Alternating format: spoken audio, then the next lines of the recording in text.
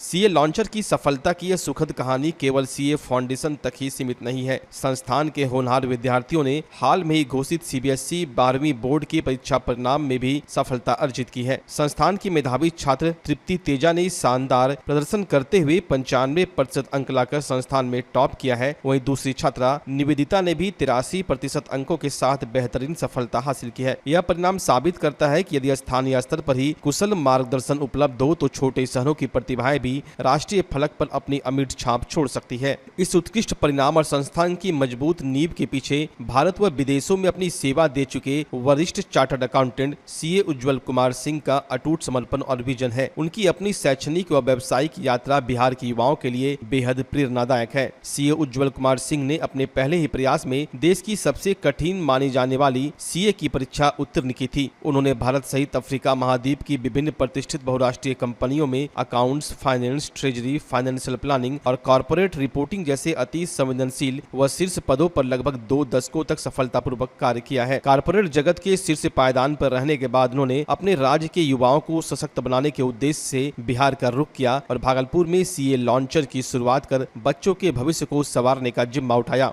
मैं chartered accountant हूँ, 2004 का बैच का पास आउट सीए हूँ। ऑलमोस्ट 20 इयर्स मैंने इंडस्ट्री में काम किया है। शुरू से लगता था कि भागलपुर या बिहार में एक जो कॉन्सेप्चुअल क्लियरिटी होनी चाहिए, जो प्रोफेशनल बच्चे ड्रीम करते हैं कि मुझे प्रोफेशनल बनना है, सीए बनना है, सीएस करना है, सीडब्ल्यूए करना है या मैनेजमेंट में जाना है, तो कॉन्सेप्ट की बहुत प्रॉब्लम थी। ठीक है, तो मेरा एक अपनी मिट्टी से जुड़ाव रहा है।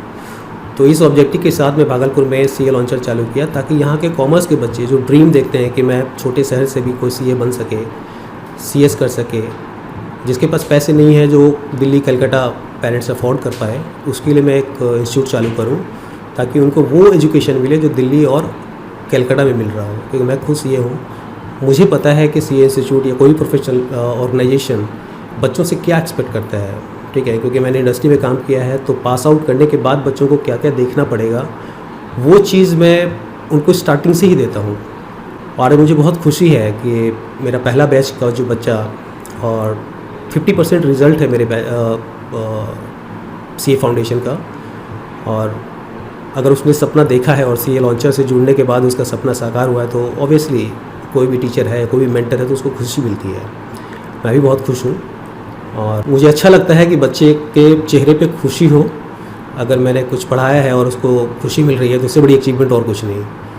तो मैं रिक्वेस्ट करूँगा भागलपुर या अपने ईस्टर्न बिहार के पेरेंट्स से, अगर आपके बच्चे सपना देख रहा है कि मुझे सीए करना है या प्रोफेशनल कोर्स करना है, तो उसको स्टार्टिंग से ही सीए लॉन्चर से जोड़ें, जहाँ कॉन्सेप्चुअली स्टडी कराई जाए।